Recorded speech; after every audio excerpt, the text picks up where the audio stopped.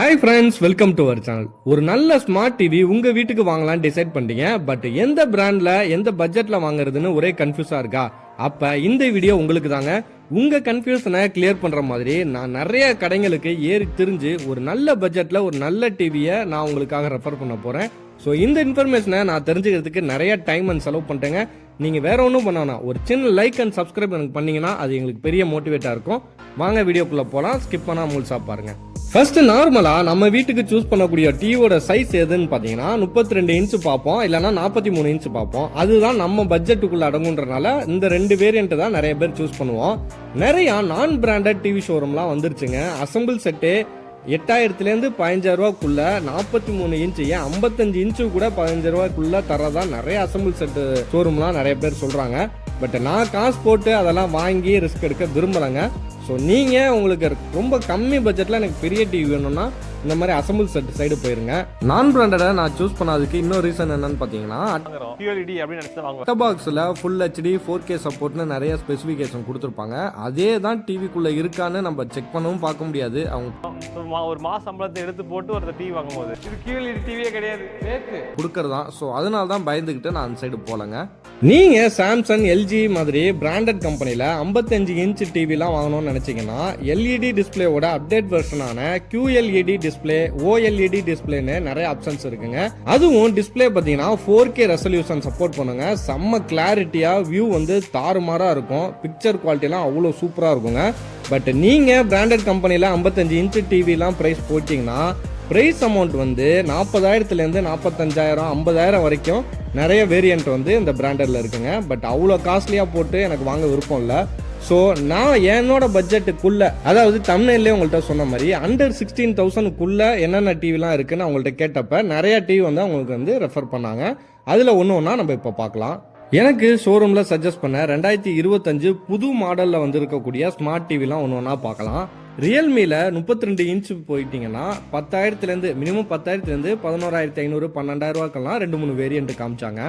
சாம்சங்கில் போயிட்டீங்கன்னா 32 inch smart TV minimum starting ப்ரைஸே 17,000 21,000 25,000 வரைக்கும் நிறைய வேரியன்ட் இருக்குங்க. அமேசான் ஃப்ளிப்கார்ட்லலாம் நீங்கள் 13,000 14,000க்கே சாம்சங்ல டிவி இருக்கு 32 இன்ச்சு. பட் அதெல்லாம் 2024 மாடலுங்க. இப்போ 2025 புதுசாக லான்ச் ஆகிருக்க மாடல்லாம் மினிமம் 17,000 ஸ்டார்ட் ஆகுது. அதுவே எல்ஜி சைடு போயிட்டீங்கன்னா சேம் 32 இன்ச்சு ஸ்மார்ட் டிவி வந்து மினிமம் 16,000 25,000 வரைக்கும் 2-3 வேரியன்ட் காமிச்சாங்க. சோனி மட்டும் நான் ட்ரை பண்ணலங்க, பிகாஸ் அது கொஞ்சம் ஹை ப்ரைஸ்னால நான் அதை ஸ்கிப் பண்ணிட்டேன்.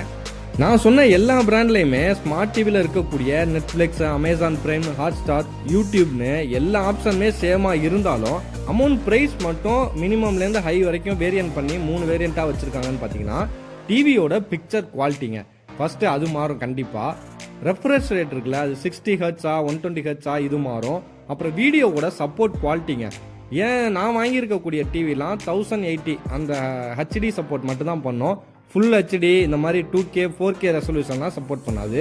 ஸோ கண்டிப்பாக நீங்கள் வந்து ஃபுல் HD வந்து 4K ரெசல்யூஷனோட பிக்சர் குவாலிட்டி, ரெஃப்ரெஷ் ரேட்டு, இந்த மாதிரி QLED இந்த மாதிரி எல்லா ஆப்ஷனும் எனக்கு வேணும். ஆனால் 32 இன்ச்சே போதுன்னா ஒரு 20,000 25,000 வரைக்கும் நீங்கள் செலவு பண்ணுற மாதிரி இருக்கும்.